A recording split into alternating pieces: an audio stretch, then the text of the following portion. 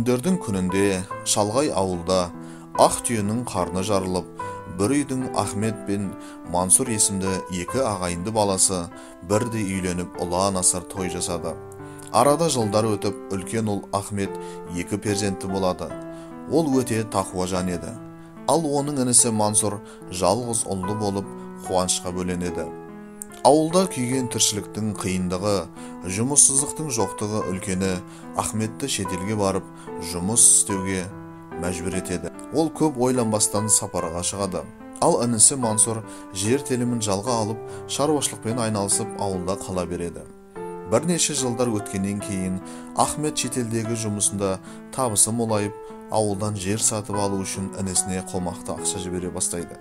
Нәтижесінде екеуі ауылдан үлкен көлемде жер иесі атанады. Осындай жетістікке жеткеннен кейін Ахмет отбасымен болу үшін әрі жер шаруасымен айналысу үшін ауылға оралады.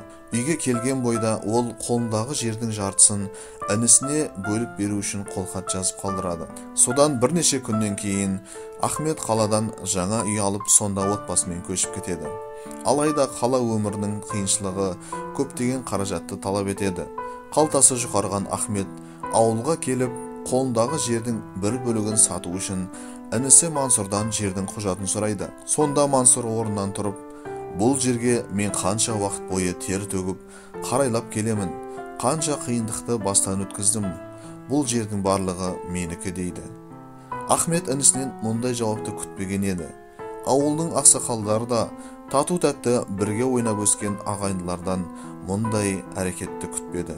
Отырыс соңында ақсақалдар алқасы жердің құжаты Ахметтің қолында болмағандықтан, оған жердің 1/3 бөлігін ғана беруге шешім шығарады. Еңсесі түскен Ахмет әкесінің ауылындағы үйіне барып түнейді. Таң атысымен Ахметтің жүзі нұрланып, ұйқыдан қуанышпен оянады да қаладағы отбасына қайтады. Үйінде тағатсыздана күткен әйелі келген бойда Ахметтен жердің құжатын ала алдың ба деп сұрағасын алады. Сонда ол: мен бұл сапарда жерден де үлкен нәрсеге қол жеткіздім. Көрмейсің бе, жүзім қуанышқа бөленіп тұрғанын дейді.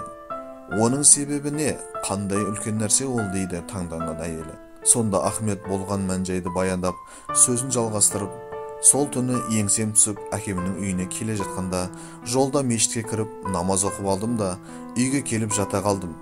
Түсімде ардақты пайғамбар саллаллаху алейхи уассаламды көрдім. Ол маған келіп, нәсіп болған жердің 1/3 бөлігі мен үшін қайырлы екенін сүйіншілеп кетті. Содан ұйқымнан оянып, таң намазын оқып, барлығына шүкіршілік етіп, алдарыңа келдім. Барлығы жақсы болады дейді Ахмет отбасын жұбады. Кенет ертесіне ауылдан інісі Мансұр телефон шалады.